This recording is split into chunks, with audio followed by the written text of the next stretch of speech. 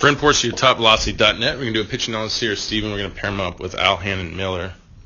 We got Al here at 93. We're going to take them both into their leg lifts. Okay. So you can see coming into the leg lift, Al is inside his drive leg. So, if you're too balanced up, what happens is you don't have a lot of forward momentum. So you wind up sacrificing or using your lift leg to help create that, and then it throws the timing off of your weight transfer. Or what it does is it causes you the lift leg to kind of get out early and everything wants to fly open, transfer early. So you don't do that. You come out of your leg lift, Steven, you extend your leg, but we're still in that position where we haven't gone anywhere. We're still sitting pretty close to the rubber. Al comes out of the lift leg.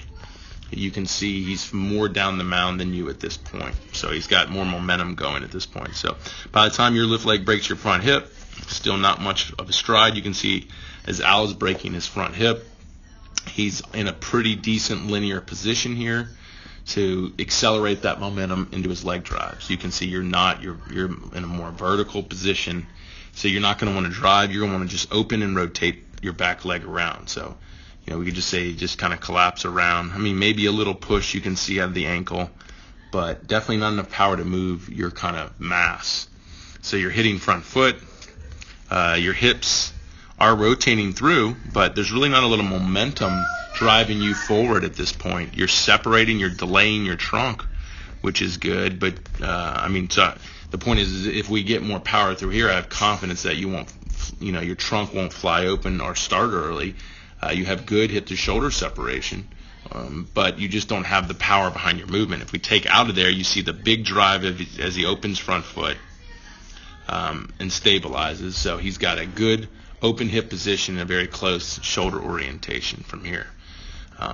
So the big difference between you two is you're seeing a power machine here with Al coming out early out of his leg lift with a lot more momentum, getting more linear so he can peak more power. He gets really far off the rubber and separates. So we don't see the power in you. You're just swinging front leg open, overturning back leg.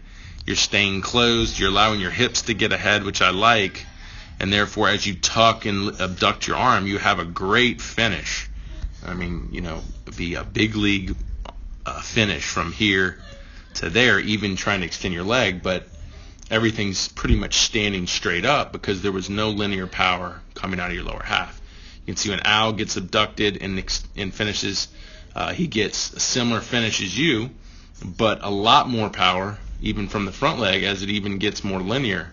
So think about it. He's got more momentum hitting front leg, and he's getting more extended than you. You have less momentum hitting front leg, and you get less extended than him. So it just comes down to, if you want to develop yourself into a power pitcher, you have to learn how to start momentum early. You have to learn how to load into the last minute and generate all that linear power through your back leg drives into a stable front leg drive. And then just continuing to, as you build that power, to continue to separate as you do, and then let that energy come up with your already good upper half release, and it should convert really well for you. But I can see in your frame, you probably haven't done a lot of strength and power development, so you do have a lot of time to build that to where you can start moving some more like Al Hannon Miller here.